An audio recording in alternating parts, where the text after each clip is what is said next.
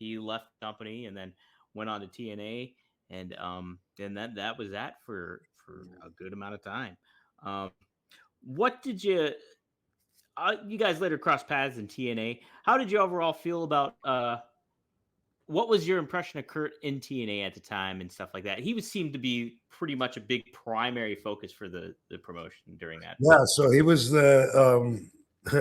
he was the guy inside that was allegedly getting paid X amount of dollars, and that gave this company down in Orlando credibility as another option, somewhere to go. So we all were talking about it. You know, Kurt's making X amount of dollars, and they only work like once every 2 weeks, or doing their TV like at Universal Studios. They're not even on the road. They don't even have to travel. They just go to the same place.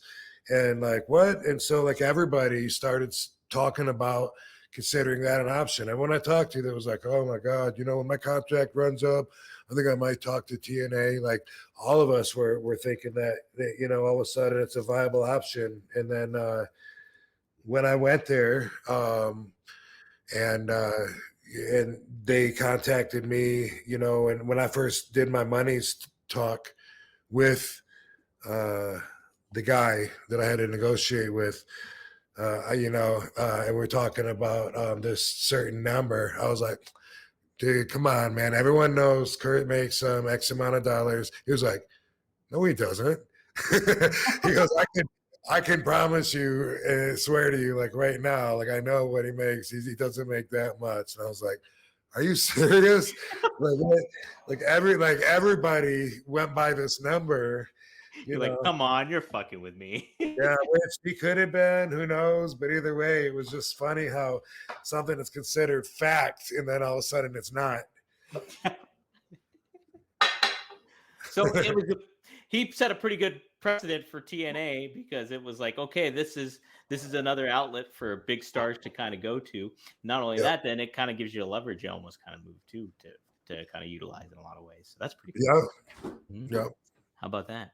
Yeah, him and then when they got the NWO guys down there, Nash and Hall, and then there was another. They're getting Y amount, There was getting X amount. These guys are getting Y amount, and those were the numbers that everyone in the wrestling world. I don't know where they got them from, but we were all using them, saying, "Holy shit, you know what?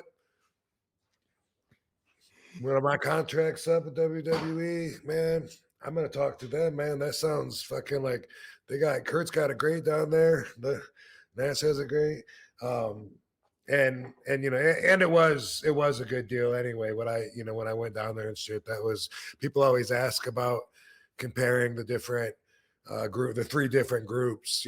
From my perspective, and I always say ECW was the most fun for me. WWE made me the biggest star and the most money, and TNA was the easiest job that I had. In other words, the least amount of work for that money. And especially when I first went there and we were doing it once every 2 weeks at Universal Studios, that was cake, especially when you're getting off the road from WWE and you would have done 8 to 10 matches on an average in those same 2 weeks.